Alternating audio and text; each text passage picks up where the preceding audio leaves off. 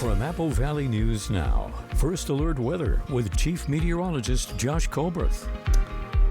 Well, we are continuing to monitor this new fire that's burning to the northeast of Walla Walla, the Smith Fire burning off the 700 block of Smith Road. It's 30 acres. This is Middle Waitsburg Road, this is Wagner Road, and this is Smith Road. So if we have further updates, we'll continue to provide those.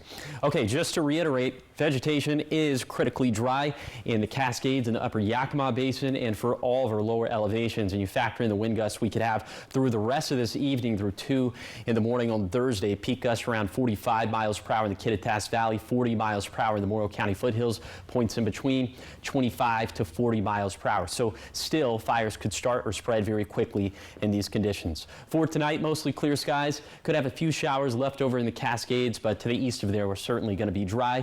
And overnight lows will be mild with 50s and 60s for lower elevations, 40s in the Cascades and 40s and 50s in the Blues.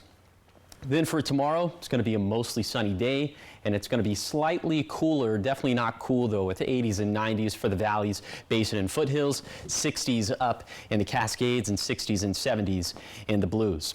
Now for tomorrow, the vegetation dryness is going to go down a tick, back down to just elevated levels of dryness for the same locations.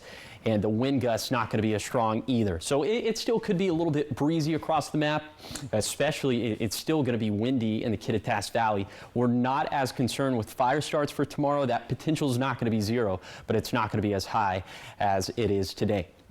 And the winds are picking up because we will be cooler as we head into tomorrow, then a pivot for Friday, and then back up around 100 degrees in the Tri-Cities for Saturday through Wednesday. That would place us at about 10-ish degrees hotter than normal for this time of the year.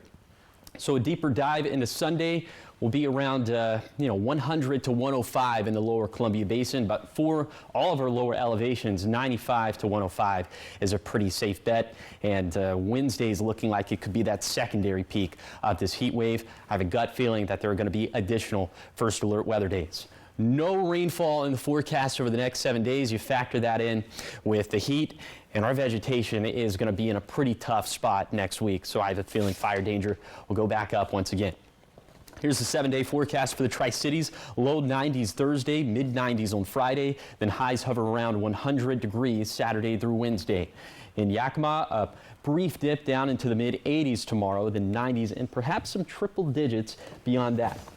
In Ellensburg, another day of windy weather Thursday, but not as strong as today. More windy weather comes back around this weekend. In Hermiston, highs dip down to around 90 tomorrow, mid 90s Friday, then flirting with 100 degrees Saturday through Wednesday. Finally, for Walla Walla, we'll consider mid 80s a cool down for Thursday because it's all 90s Friday through next Wednesday.